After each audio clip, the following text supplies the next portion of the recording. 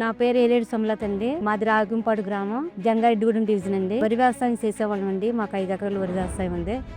.Form వాళ్ళు మా గ్రామం వచ్చి తరచూ మీటింగ్స్ పెడుతూ ఉండేవారండి. మీటింగ్ పెట్టినప్పుడు ఎవరైనా చదువుకున్న వాళ్ళు ఉంటే వాళ్ళని క్విక్ మిత్రగా తీసుకుంటామని చెప్పారండి.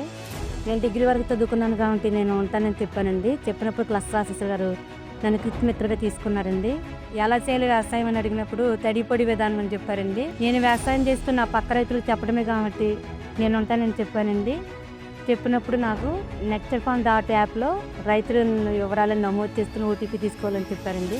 చేసుకొని వాళ్ళ చేలల్లోకి వెళ్ళి పైప్ పెట్టడం జరిగిందండి. NetSerFarm వాళ్ళు చెప్పిన విధంగా రైతులకు చెప్పినప్పుడు వాళ్ళందరూ పాటించారండి. అంటే తడి పొడి 10 ఆరబెట్టి మళ్ళీ వాటర్ పెట్టుకోవడం వల్ల పిల్లకల శాతం పెరిగిందండి. అలాగే దిగుబడి కూడా బాగా వచ్చిందండి. ఈ NetSerFarmలో కృషి మిత్రగా చేయడం వల్ల నాకు కొంచెం ఆదాయం వచ్చిందండి. ఆదాయం రావటం వల్ల నా కుటుంబ అవసరాలు కూడా చాలా తీరినాయి. ఈ NetSerFarmలో పనిచేయడం నాకు చాలా ఆనందంగా ఉందండి. అలాగే NetSerFarm వాళ్ళు మాకు ప్రమాద బీమా కూడా ఒకటి ఇస్తారండి.